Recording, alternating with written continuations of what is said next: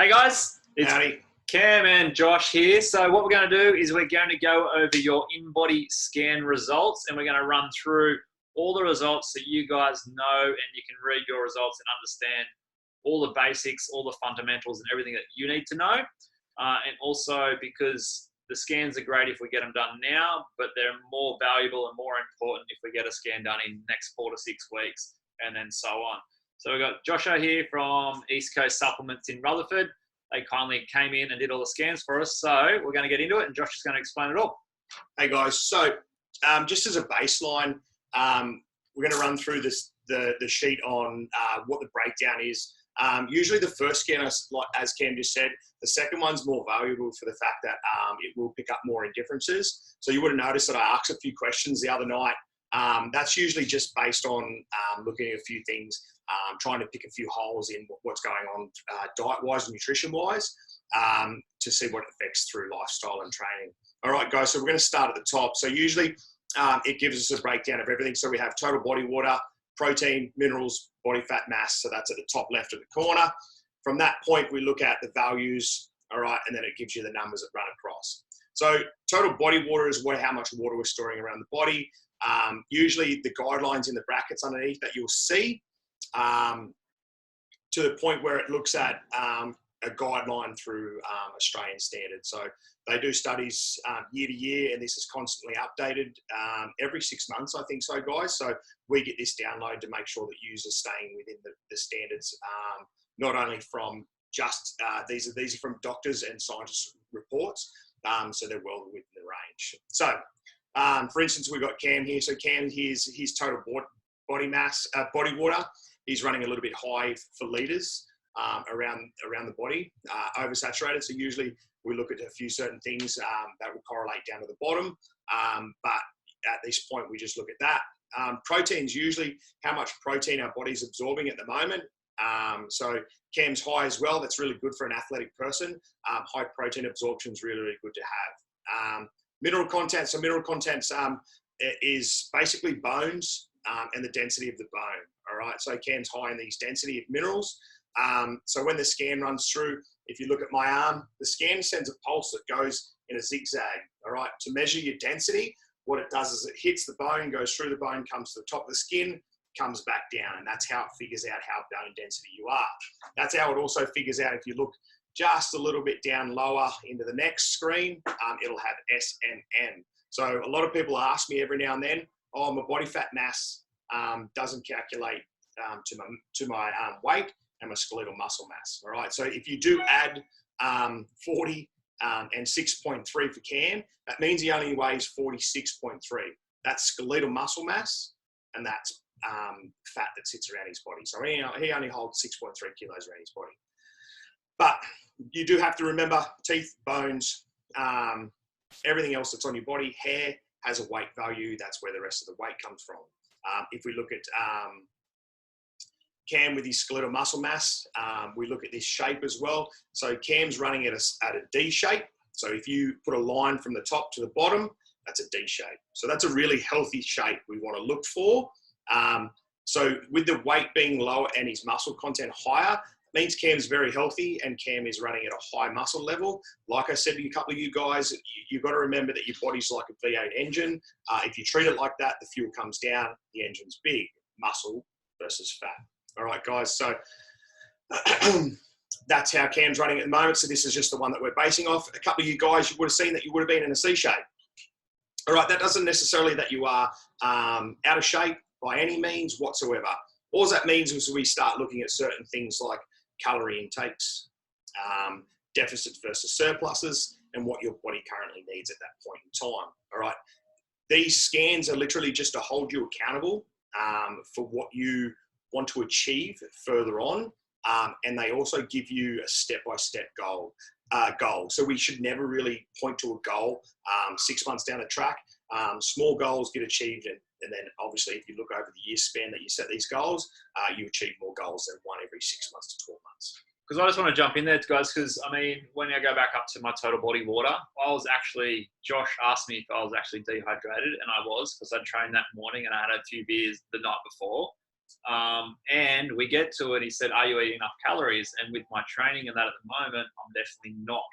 So the scan really showed me two key areas that I can work on. One, hydration, and two, getting more calories in, because my engine is burning more training for triathlons. So yeah, and as Cam said, his TDE, so his total daily energy expenditure, runs very, very high. This scan will not show TDE, but obviously if you want to start getting a little bit more technical, then we start looking at that. All right, so once we go back down, a lot of these top bits will be explained more. They sort of bounce back together when we jump down the bottom, but we will find out. So we'll go to segmental, if we go just up a bit. So segmental lean analysis, all right? So that really tells us what weight, what weight is in the left, right leg, left, right arm, and then in the trunk. So the trunk spans from, say, for instance, just above your hip bones all the way above your head. All right, so that's what they class as your trunk. All right, so if we look at Cam here, if we look at the top in kilos in weight, he's running at 4 kilos and 5 of muscle in his right arm and 3.98 in his left. All right, so that usually indicates that Cam is right-handed. As we can see, that his muscle mass on his right hand is just a little bit more heavier, means that we use our right hand more, obviously. Back down, if we drop down to the legs, very similar. So it's good to look at a guy like Cam that's physically active and very in tune with his body. We see very symmetries. Yeah, very symmetrical body frame. So with his right to left leg, the same thing, we can tell that Cam's right-legged. All right. So that just tells you things. And then other things we can look at, guys, if in your right leg, and if you see an indifference, we look for an injury or pains in that muscle area. All right. That usually indicates anything. So if you look at that and you go, oh, geez, my left arm's higher than this one, have a think about it and see if you've got if you've injured your right arm or if you injured your left arm at some stage. Same to do with your legs. If you've got bad legs, bad knees, bad ankles, it's the same thing. And you also spoke about posture. Yeah. Too. So, some people stand on one leg, correct, cross-legged, or they kind of lean on one leg all the time and the other leg. And yeah, you can see that with the scans. So most commonly, I have a lot of clients that I call it mum's bum. It's usually if a girl has a child that she bears on one hip over the other hip, you'll see a massive indifference on one side versus the other. This is why these are good to have two people, because Cam picks up on that. It's really good. So then if we come down, if we look at body water analysis, that's just extracellular water. So that just tells me at this point, it just has a picture of how hydrated you are at today. All right, that doesn't go against the day-to-day. It's just what you are today. Usually it depends on if people like Cam, which is 0.371, which is not too bad. So 0.38's a lot healthier, which is the range you want to be at. It's showing that Cam's a little bit dehydrated, but he's not too overly dehydrated. All right, so your body composition history. This is where it becomes, as Cam said, your second one becomes more of a significant scan because we can pick up so much more in differences. So what we look for on weight, so usually we look for a down cross, skeletal muscle mass, we want to go up, percent in body fat, we go down. All right, extracellular water, that just on the day. So don't stress if that goes up, down, up, down, up, down, we can pick on that. All right, so. And the great thing about this is, guys, when you get your next one, I'll have the date. So obviously I got done on the 20th of March, the same as all you. But the next one will have the date down here, and then it shows you a trend line. So the more scans you get as you go along will show you which way you're trending, and you can reflect on what you're eating, what you're doing for exercise, how you're sleeping, everything like that. 100%. So on that also, guys, my shop, I've set up on InBody. So if you go onto your phone, Android, Apple, Oppo, whatever phone you got, and download just InBody, your scan, so put in your mobile number. If you put in your mobile number that you used on the scan night, so make sure you have your scan paper, use all the same details that you used on that scan, and then your scan will pop onto your phone. So now every time that you have a scan, it will have your matching scan, so you don't have to have that paperwork. So you don't have to keep this. You can always have it on this. We all know that phones are everything these days, so we're just moving with the trend. All right, so if we go up to the top, on the right-hand side now, guys, So InBody score is 88 out of 100 points. It'll say more muscular people will be above 100. Look, at the end of the day, I usually cross that out because it's the worst thing to look at. So it's just, if you put 10 people in a room, it just compares you against them 10 people. I never compare anyone with anyone. A score is like a winning number. I don't like that. That's not how I roll. So usually I say, don't even look at it. All right. Because out of 100, you're always 100 out of 100 at the end of the day.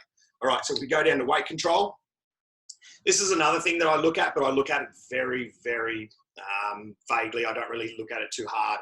It'll have target weight. Okay. So Cam's target weight 76.5. All right. So he's fine. It's saying that he doesn't need to lose any weight, doesn't need to put on any muscle. Okay, so we look at that. So you guys, some of you guys that you can see that maybe are in a C shape, you will notice that you'll have minus this much in body control, so on and so forth. Some people actually have plus. I've seen 2 or 3 that had plus. So usually that indicates, yes, you do need more calories to bring that down, but you do have to remember the next scan that you do, this is why I say the next scan is so imperative, that number changes again. So if you grow 100 grams in muscle to a kilo in muscle, it's worth, I think it's nearly worth 15 to 20% of fat. So you're going to put on, so some people, that's why the scales lie. I hate scales. I think they're the worst thing in the world. So for you to physically look at yourself and know that you're losing weight, belt size, jean size, shirt size, that's a better indication than a scale, because at the end of the day, if you're working your guts out in the gym and you're training hard, putting on muscle, muscle weighs more than fat. So if you're putting on muscle and losing fat, so body composition, at some point in time, you're going to sit both in the middle. So your muscle is going to come up to the same body weight that you are, and you're going to stay. So say, for instance, if you're staying at 70 kilos, all right, but you look like you're losing weight, it's because you are losing weight, all right, guys? So muscle weighs very heavy, so never, ever be disheartened about not losing weight. All right, guys, so body balance evaluation. So it just tells me if you're in balance. So symmetry, guys. So as Cam touched on before, just tells me if you're, so usually people will go upper and lower. That usually means their trunk's out. So you look at beer belly and something similar like that. You might be very athletic in the arms and the legs. You may have that little bit of overbalance in the trunk area. From that point, that's where that'll say you're out of balance. All right, guys, so that's another thing that you take with a grain of salt. All right, segmental fat analysis. All right, guys, so that just tells you what control you want to do with left to right arm, how much fat stores in that area. All right, so Cam, which all of us do, hold most of our weight in a trunk because it scans this much. All right, guys, and then if you look at diets, high fatty diets, bad thyroids, we look at back of the hips, front of the stomach, that sort of stuff. So from that area, you want to make sure that, 2 seconds, guys, sorry, so stop this from going. So that'll give you how much weight that's actually sitting on your body versus at what. So Cam holds most of his weight in his trunk, but also in his legs, guys. So when we look at that areas, you can dive in a little bit deeper to find out people that need more calories. You can dive into those areas and find out what weight percentage and where you need to lose that weight. Some women, they usually say it's in their bum and in their legs. 100%. You will find that on the segmental fat analysis, all right? So it'll tell you that you need to lose weight from your legs, all right, guys? So that's where it tells you where you hold your weight. All right, sweet. So segmental circumference just tells you how big you are around that area.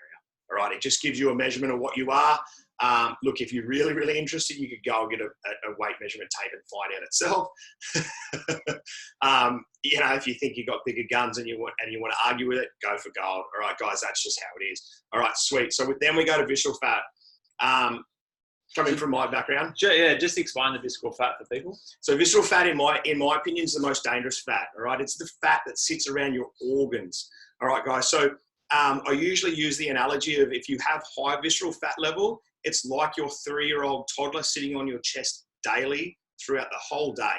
All right, guys. It's like me trying to step on your heart. So what happens is it puts a weight onto your organs and pulls it in. All right. So if you find it hard to run with a weight vest, why are you doing it to your heart? All right. So what we do, people with high visceral fat levels, high water content levels, as you'll see in the top half, depleted mineral levels, we start looking at stress levels, all right, guys? So depleted mineral means that we are high in cortisol, so we're secreting too much of our hormones, we're becoming too stressed.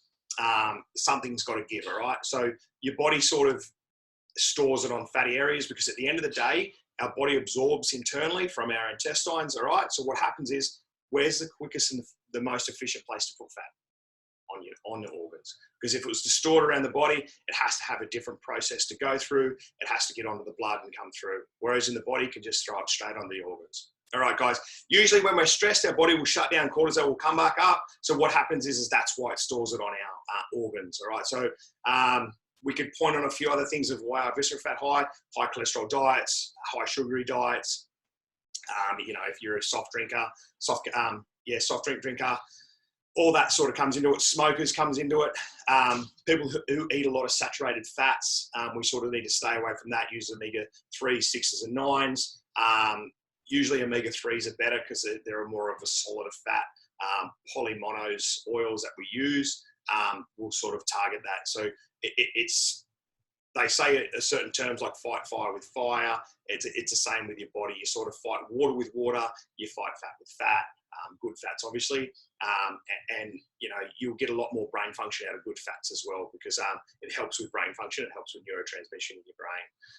All right, so because just want to jump in there, because a big thing we see often is a lot of people say, you know, I'm not losing fat, I'm not dropping, I'm not going pant sizes, etc. And a big thing is, if you know you're doing all the training and your eating's on point, or your eating's a lot better than what it was, a lot of it comes down to stress levels, because we pile it on around our trunk. Especially guys, you think of a corporate banker or a corporate flyer, you know, he could be super lean, a guy, meaning, you know, but then have a big belly, because that's where all the cortisol piles on. So stress in our lives really affects our own body. So yeah, that also comes down to, guys, like, and when that stress comes down to, it comes down to stress eating as well. So when your body rises in cortisol, we try to be happy. So chocolate and fatty foods rises dopamine. So dopamine keeps us happy. So that's why you hear people stress eating. Stress eating makes you happy because it releases that endorphin into your head and makes you feel that euphoric feeling that you are actually happy. But in turn, what happens is once that sugar rush comes off, we literally go backwards. And start putting cortisol on. So it's a very vicious circle. All right, guys. So research parameters. This is where usually you would have seen me ask you, a lot of you guys, about water, stress, hormone imbalances. This is usually the biggest indicator of what I can look at. So usually if we look at Cam here, if we look at the parameters onto the right, this actually correlates with someone that's very close to Cam. So these brackets on the right, like I said before, are scientifically tested through individuals like Cam as well. So he'll bounce to an 88 score. It'll show his results through the end. So if you look at that, Cam should be within a range of 25.6 to 31.4. All right, so Cam's sitting a little bit higher. Intracellular, if you look at our cellular level, intracellular, extracellular, so like an egg. So egg yolk, all right? Egg white, egg yolk. All right, so Cam's intracellulars looking swollen. All right. Okay. So then you look at Cam's extracellular, 19.1. It's at the higher end of the range. All right. So it's still swollen, but not swollen enough. So it usually indicates that he is dehydrated. So if you think about it, your intracellular. All right. So what Cam's doing is that yolk to be efficient. Okay. So we talk about fat transfer in the body. If your fat cell's too big, it won't transfer through the bloodstream. Yeah. Correct. So what we've got to do is it comes to the same as nutrition, all right? So if the nucleus of Cam's cell is swollen, all right, and then he's got his extracellular, which is pretty much the water that sits around there that covers it as it travels through the system, all right, is also swollen, it's showing me that he's dehydrated because of the fact that his nutrients aren't dense in his system and they won't be delivered onto the muscle as efficiently as if he were to have more of a hydrated diet. All right. Extracellular, you want to make sure that cell outside's very, very juicy, guys, because you want to make sure that that nutrient base is extremely dense, because what happens is that extracellular is the sugar and the water. So what it does is it's like a mini person that goes around knocking on people's doors. So the only way for that person to open that door is that cell. Insulin's the only key that will open a door to a muscle, right? So Cam's only got a little key and he's trying to open a big door, all right? So say, for instance, you've got to look at the door size versus what he wants to push through it. Cam's getting a box at the moment being dehydrated this small into a door this big. So this door this big needs a package this big to go through it, all right? That's why it's a big door. Big roller doors need big trucks. It's exactly the same. Little roller doors need little cars.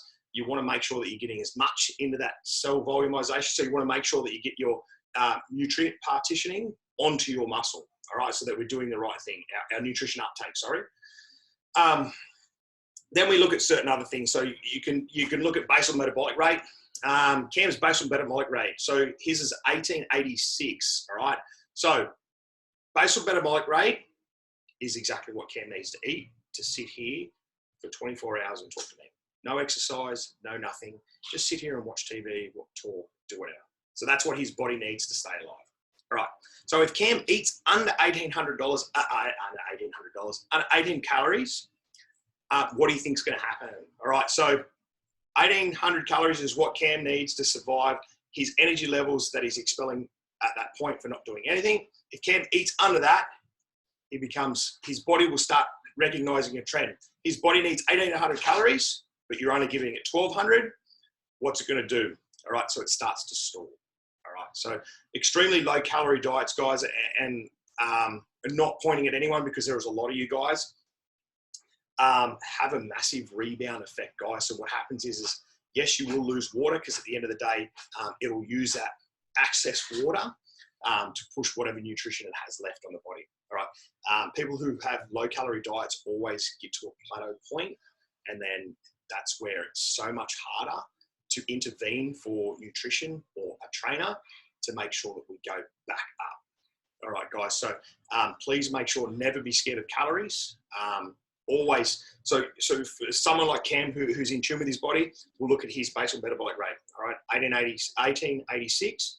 He'll go, okay, so he'll have, I've seen Cam with his watch plenty of times. He knows how much calories he's burning throughout the day, so his energy expenditure. And then he matches, depending on what he wants to do, he can either match that calorie with his basal metabolic, right? And put himself into a surplus, so 100 to 200 calories above, which will help him maintain muscle and grow muscle, or he can maintain on that point and stay where he is. Then you come to a point where go into a deficit. So if you can keep an eye on how much you're expelling through the day and your basal metabolic rate and stay within that range as a deficit, 100% lose weight. If you're not losing weight, it's because you are not in a deficit. It's really that simple, guys. And when we say to you, you're not eating enough calories, you're already in a deficit, but that means you are extremely low in a deficit. So what happens is it rebounds. As far as the rest of the conversation, guys, we can go down the rabbit's hole for the rest of the day and get very, very technical with it all. But at the end of the day, guys, make sure that with your basal metabolic rate, base off that and then how much calories you weigh, how much calories you expel in the gym, and then even putting what your day-to-day job is and calculate it all through and make sure that you sit on that if you want to be technical. All right? Cool. So touching on that, 1,800 calories for me, let's say it's 1,900. And I'm obviously moving around in the gym a lot. So I probably eat about 2,500 calories per day, and I'm still in a deficit. So I need to up that because I'm active in my training. So that 1,800 is the bare minimum for me being stationary, plus what I do in the gym, plus my training on top of that. So I probably eat about 2.5 a day normally, and I'm still too low. So I need to up that, which is great. I'm trying that now. So, and then you look at someone like me. I need 4,000 a day. And I'm one of those people that go, oh, I've got a mate that eats crappy food and stuff like that. Look, I do to match calories. That's because my body needs those calories, but I still make sure that I get 4 or 5 decent meals in there, my calories. And then other than that, I'm using protein powders to make sure that my calories come up. And other things to bridge the gaps to make sure that I'm getting those calories in. All right, guys. So, when you're eating whole foods and stuff, a lot of people go 1,600 calories versus nutritious food versus 1,600 calories of crappy food is a lot of food. I hear it so much. It's so much food. It's so much food. If you really look at it, a McDonald's Big Mac's about 900 calories, and it's a small meal. All right, so no wonder that it's easy to eat a small meal, but very calorie dense. a small meal versus nutrition. So guys, just remember, nutritious food will always win over non-nutritious food. So please make sure that you are eating it. Good calories versus bad calories. Just took the words out of my mouth. Make sure that you're eating good versus bad. All right, guys. So you will eventually get used to the high foods. Your stomachs get used to it. You create a pattern. All right. Visceral fat, bone mineral content. We've been through that. Body cell mass is Cam's body cell mass is telling me that his cells are running too over efficient because he's dehydrated. So his cells aren't big enough to push the nutrition around or hydrated enough to push the nutrition around. So what it does, it thinks it's at war, pushes more and more and more and floods the system. All right, so Cam's body cell mass is 46.2 kilos, all right? So his body cell mass is really up there. He's holding a bit of water to try and push around that dehydration that he has, and it's taking it from wherever it can. All right, guys, so you want to have that down. It's interesting that I'm dehydrated, but I'm holding more water, which is the exact opposite of what you think, but it's the body's natural reaction to what's going on. It doesn't know when it's going to get enough water or enough hydration yet, so it's holding on to whatever it's got. So yeah, as Cam said, your body has a vicious habit of thinking that it's going to constantly die. So it will always do the most easiest and efficient way for itself to stay alive. And it will project that position for about 3 days in advance. So if you miss 2 meals in one day, it will already set itself up for the next 3 days. It'll backload the food, hold it, get ready for the next 2 days. All right, guys. So you've got to remember that that's going to happen. Skipping meals is a very bad thing.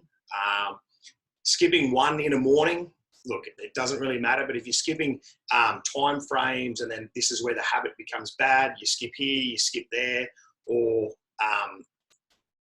in general, it'll create a habit and it becomes bad. And this is where the fact of I don't have time to eat comes into it. If you don't have time to eat because you're busy mum, you're working, you're always on the go or whatever, this is where you can look at things like prepackaged meals or, supplements or, Josh says he uses protein shakes to supplement in between his 4 main meals per day.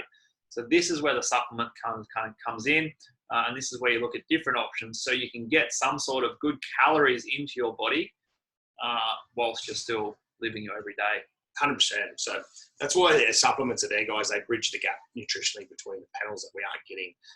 Like I said, I have my main 4 meals, and to be honest, they're big meals, and 400 calories is a lot of calories for me. So look, eating all that food, it really turns me off food. So if I can get my calories through something a little bit tastier, I use my shakes. So do I. I've got a dirty one right here. All right. So all up, we don't worry about the independence. That just goes to their backlog, and then you figure that out. As you can see, it's got the ZA. It's a university study that will figure out what goes on. It just tells you how much gigahertz goes through your body, or kilohertz, or whatever it is. That study goes back to them, and that's how they figure it out every 6 months. All right, guys. So all in all, congratulations to a lot of you guys too at the end. You all hold extremely good muscle, all right? And when I say that, I'm not lying. You guys hold great muscle. All it comes down to now is literally changing a few things in your diet and water control. So I spoke to a few of you guys about water control. You can have the world's greatest diet, but if you do not have the world's greatest hydration, you're pretty much throwing it away. All right, guys. So we are 72.3%. I can't remember the exact much, but we are 70% water. So it's really a no-brainer that we drink plenty of water. I usually say to a lot of my clients, if I was to give you guys a bottle of fresh, cold spring water or scoop of toilet water out and throw them both in your face and say, which one would you drink? Clearly 10 out of 10 is going to, unless you're really a special human, 10 out of 10 is going to take that really nice water. All right, guys. So, but what most of you guys are doing are giving your body no choice but to take toilet water. So by saying that means that you're storing water. So if you store water, have you ever seen a stale dam? That's exactly what happens on your body. The water goes stale. It gets subdued to the temperatures that you go through. Cold car versus hot day. It goes through all that. The water temperature goes up, down, up, down, up, down. That water is horrendous. And as you can see in Cam's total body water from having alcohol the night before. That water had gotten a bit stale because he was drinking alcoholic water and stuff like that. That water had gotten stale overnight, and his body cell mass was producing too many cells for his body because he was dehydrated. All right, guys, so that's a main indicator that you need that water. If your water hydration is on point, you will not have a bad body cell mass. Your cells will be extremely hydrated. You'll have a very dense nucleus inside that intracellular, and your extracellular will be very insulin-based dense, so it can go under the muscle straight away. In a nutshell, guys, that's pretty much it. We will touch base on more with as the scans progress. If you do have questions, you can come see me at East Coast in Rutherford. If not, you will see my mug around here in the gym.